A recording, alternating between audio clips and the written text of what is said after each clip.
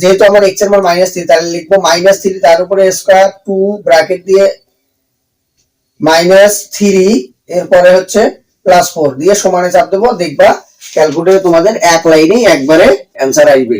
এটা করতে সর্বোচ্চ 10 সেকেন্ড সময় লাগবে, এর বেশি সময় লাগার কথা। আমার যে লসাগুটা দেওয়া আছে সেই লসাগুটা লিখবো কত 140 ডিভাইডেড বাই আমার যে সংখ্যাগুলোর অনুপাত দেওয়া আছে সেই সংখ্যাগুলো লিখবো। সংখ্যাগুলো কত, একটা হচ্ছে 4 একটা হচ্ছে 7। গুণ আমাকে বৃহত্তম সংখ্যা বলছে তাহলে আমি গুণন দিয়ে বৃহত্তম সংখ্যাটা লিখবো।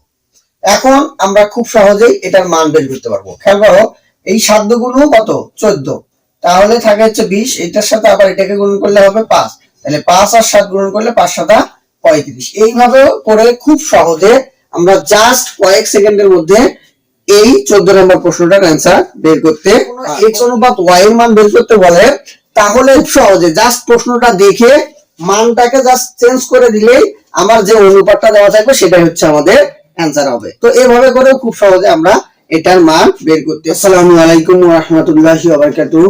প্রিয় এসএসসি পরীক্ষার্থী ভাইয়া অপুরা, আমি তোমাদের জন্য দিনাজপুর বোর্ড 2025 সালের এমসিকিউ নিয়ে আজকে হাজির হয়েছি।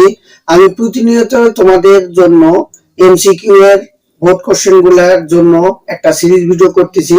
তোমরা যদি এই সিরিজ ভিডিওটা দেখো তাহলে তোমাদের এসএসসি পরীক্ষায় অনেক উপকারে আসবে, কারণ আমি এখানে ব্যাখ্যা সহকারে সুন্দরভাবে খুব সহজে কিভাবে আমরা এমসিকিউ গুলার অ্যানসার করতে পারবো সেই সিস্টেমটা শিখিয়ে দিচ্ছি। তো তোমরা যদি এই ভিডিওগুলো দেখো তাহলে তোমাদের অনেক উপকারে আসবে। তো চলো কথা না বাড়িয়ে শুরু করি আজকের ভিডিওটি। তো প্রথমে যে আমরা 13 নম্বর প্রশ্নটা দেখব, সেখানে বলছে ফাংশন অফ x ইকুয়াল যদি x² - 2x + 4 হয়। 13 নম্বর প্রশ্ন বলছে যে ফাংশন অফ x সমান যদি x² - 3x 2x + 4 হয় তাহলে ফাংশন অফ -3 এর মান বের করতে হবে। তো আমরা যদি ফাংশন অফ 3 এর মান বের করি তাহলে -3 এর উপরে স্কয়ার -2 3 + 4, তাহলে আসবে হচ্ছে 9 + 6 + 4। তাহলে এখানে আমাদের অ্যানসার আসছে 19। তো এইভাবে খুব সহজে তাহলে ক নাম্বারটা হচ্ছে আমাদের অ্যানসার। এইভাবে আমরা খুব সহজেই এটার অ্যানসার বের করতে পারবো। তো ক্যালকুলেটরে আমরা জাস্ট একটা লাইন উঠাইলেই কিন্তু আমি সমানে যদি চাপ দেই তাহলে আমার অ্যানসারটা বের হবে। আমি সেই লাইনটা কি উঠাবো, সেই লাইনটা উঠাবো হচ্ছে যেহেতু আমার x এর মান -3 তাহলে লিখবো -3 তার উপরে স্কয়ার 2 ব্র্যাকেট দিয়ে -3 এরপরে হচ্ছে +4 দিয়ে সমানে চাপ দেবো। দেখবা ক্যালকুলেটরে তোমাদের এক লাইনেই একবারে অ্যানসার আসবে। এটা করতে সর্বোচ্চ 10 সেকেন্ড সময় লাগবে, এর বেশি সময় লাগার কথা না। এরপর আমরা 14 নম্বর অঙ্কটাতে আসি। দেখো 14 নম্বর অঙ্কটা তোমাদের বলছে যে দুটি সংখ্যার অনুপাত দেওয়া আছে, একটা হচ্ছে 4 একটা হচ্ছে 7 এবং এদের লসাগু দেওয়া আছে 140। তাহলে আমরা আমাদের প্রথম সংখ্যাটা দেওয়া আছে হচ্ছে 4x, দ্বিতীয় সংখ্যাটা দেওয়া আছে হচ্ছে 7x, এটা ধরে নিলাম। তো এটা যদি ধরে নেই তাহলে এই দুটার লসাগু কি আসবে, এই দুটার লসাগু হবে হচ্ছে 4 × 7 = 28x। তো লসাগু যদি আমার 28x হয় তাহলে আমাকে সত্যমতে কি বলছে, সত্যমতে হচ্ছে এই 28x সমান দেওয়া আছে হচ্ছে 140। লসাগু দেওয়া আছে আমার 140। তাহলে আমি এখান থেকে x এর মান বের করতে পারবো 140।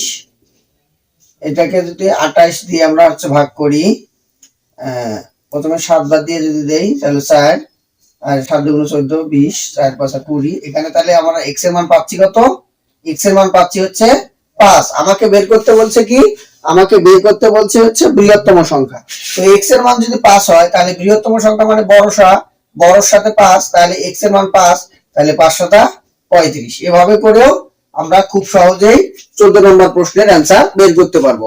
পরীক্ষার হলে আমি ইচ্ছা করলে এভাবে করতে হয়তো বা আমার একটু সময় লাগবে, বাট পরীক্ষার হলে আমি এত কিছু করব না। যেহেতু আমাকে বৃহত্তম সংখ্যা বের করতে বলছে, আমি কি করব, আমার যে লসাগুটা দেওয়া আছে সেই লসাগুটা লিখবো কত 140 ডিভাইডেড বাই আমার যে সংখ্যাগুলোর অনুপাত দেওয়া আছে সেই সংখ্যাগুলো লিখবো। সংখ্যাগুলো কত, একটা হচ্ছে 4 একটা হচ্ছে 7। গুণন আমাকে কোন সংখ্যা বের করতে বলছে, যদি আমাকে বৃহত্তম সংখ্যা বলে তাহলে আমি বৃহত্তম সংখ্যাটা লিখবো। আর যদি আমাকে বলে যে ক্ষুদ্রতম সংখ্যা, তাহলে আমি ক্ষুদ্রতম সংখ্যাটা লিখবো। যেহেতু আমাকে বৃহত্তম সংখ্যা বলছে, তাহলে আমি গুণন দিয়ে বৃহত্তম সংখ্যাটা লিখবো।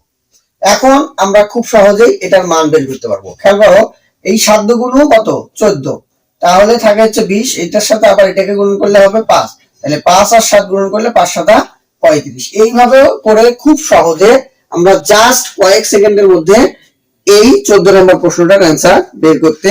এরপর আমরা যদি 15 নম্বর প্রশ্নটাতে আসি, সেই 15 নম্বর প্রশ্নটাতে বলছেন একটা চিত্র দেওয়া আছে, এই চিত্র অনুযায়ী বলছে x অনুপাত y এর মান বের করো।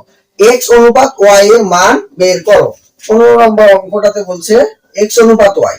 তো x অনুপাত y বলতে এখানে যেহেতু x এর বলতে এটা বোঝাচ্ছে আর এটা বোঝাচ্ছে। খেয়াল করে দেখবো আমাদের চিত্রের মধ্যে দুটো জিনিস বলা আছে। একটা হচ্ছে এই যে ভিতর এই চতুর্ভুজটা আঁকা আছে, যেটা এই চতুর্ভুজটা একটা হচ্ছে বর্গক্ষেত্র। আচ্ছা, যদি এটা বর্গক্ষেত্র হয়, তাহলে আমরা জানি বর্গক্ষেত্রের প্রত্যেকটা বাহু যেমন সমান, ঠিক তেমনি প্রত্যেকটা কোণও সমকোণ থাকে, তাই না? যদি প্রত্যেকটা কোণ সমকোণ থাকে, তাহলে এটাও 90 ডিগ্রি, এটাও 90 ডিগ্রি। যদি দুটো কোণই 90 ডিগ্রি করে হয়, তাহলে আমি বলতে পারবো এই কোণ আর এই কোণ সমান। তাহলে আমি লিখতে পারবো যে 3x = 4y। তো 3x = যদি 4y হয়, তাহলে কি আমি এটাকে লিখতে পারবো না? x গুলোকে xy দুটাকে যদি এপাশে নেই, তাহলে লেখা যাবে কি 4/3। তাহলে অতএব আমি লিখতে পারবো x অনুপাত y = 4 অনুপাত 3। তো এইভাবে করে আমরা খুব সহজে এটার মান বের করতে পারবো। এছাড়াও আরো একটা জিনিস সহজভাবে বলে দেই, যদি কখনো এইরকম থাকে এবং আমাদের কখনো x অনুপাত y এর মান বের করতে বলে, তাহলে জাস্ট আমরা মানটাকে চেঞ্জ করে দেব, তাহলে আমরা অ্যানসার পেয়ে যাব। অর্থাৎ আমার x এর জায়গায় এখানে কি আছে 3, তো 3টার জায়গায় আমি লিখবো x এর মান তখন হচ্ছে 4, y এর জায়গায় এখানে আছে 3, তো y এর জায়গায় আমি লিখবো তখন হচ্ছে 3। তো এইভাবে করে খুব সহজে জাস্ট প্রশ্নটা দেখে মানটাকে জাস্ট চেঞ্জ করে দিলেই আমার যে অনুপাতটা দেওয়া থাকবে সেটাই হচ্ছে আমাদের অ্যানসার হবে। তো এইভাবে করে খুব সহজে আমরা এটার মান বের করি। এরপর 16 নম্বর যে অঙ্কটাতে বলছে, সেটা বলছে যে এই যে আমার একটা চিত্র দেওয়া আছে, এই চিত্রটা থেকে বলছে বৃত্তের ক্ষেত্রফল বের করো। যদি আমরা বৃত্তের ক্ষেত্রে চিন্তা করি, তাহলে এটা কি বৃত্তের ব্যাস, তাহলে এসিটা হচ্ছে বৃত্তের ব্যাস।